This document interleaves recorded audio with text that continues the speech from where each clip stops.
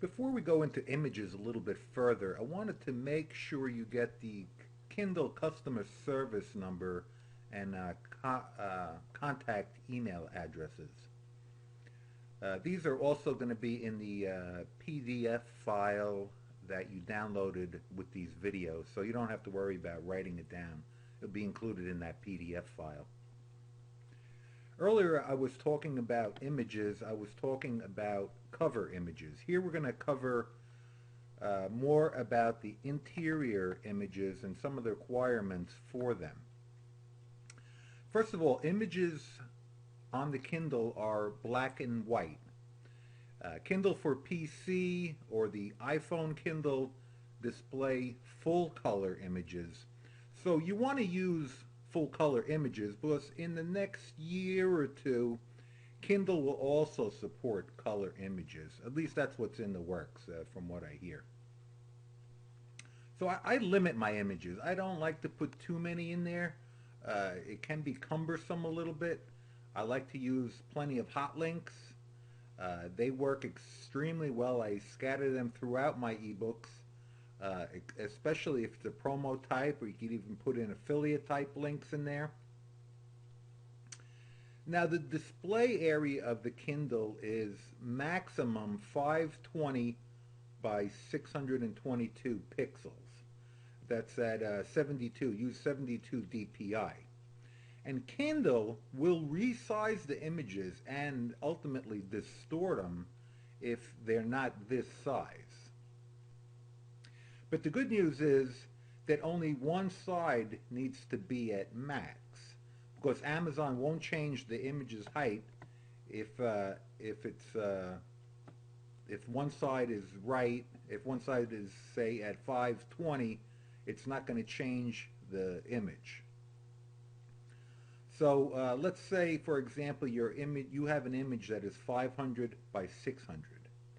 Amazon will auto resize it to 520 by 622.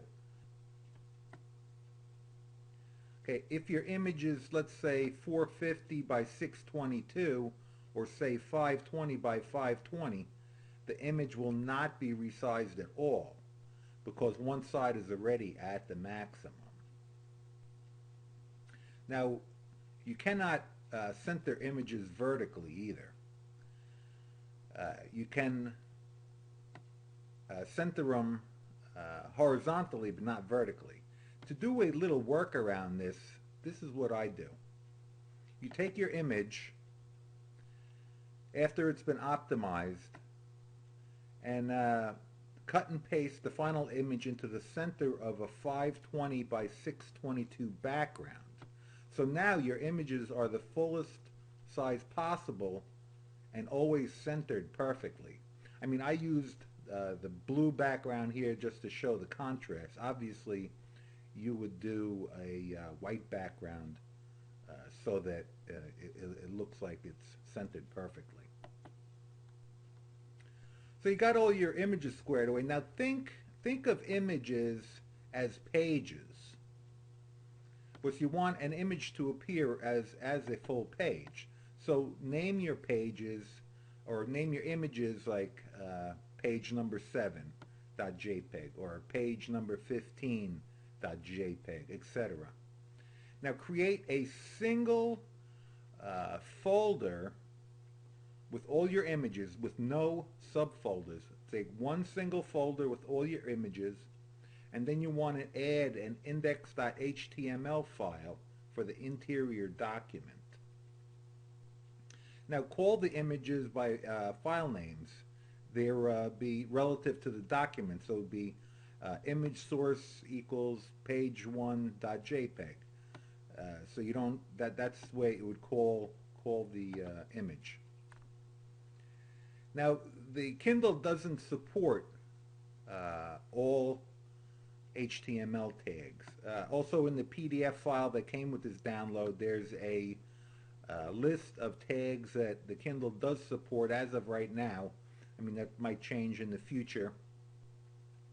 But take a look at those over. It supports most of the standard HTML tags, but not all of them. To force Kindle to a new blank page, this is a Mobi Pocket.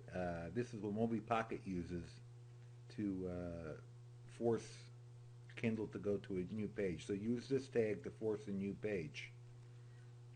All right, so once you got your interior document ready, you got all your images ready, you want to create a zip file out of everything put together, and name it correctly with the ISBN or your Amazon number. All right, we're going to go into a little bit more of formatting your interior document in the next video.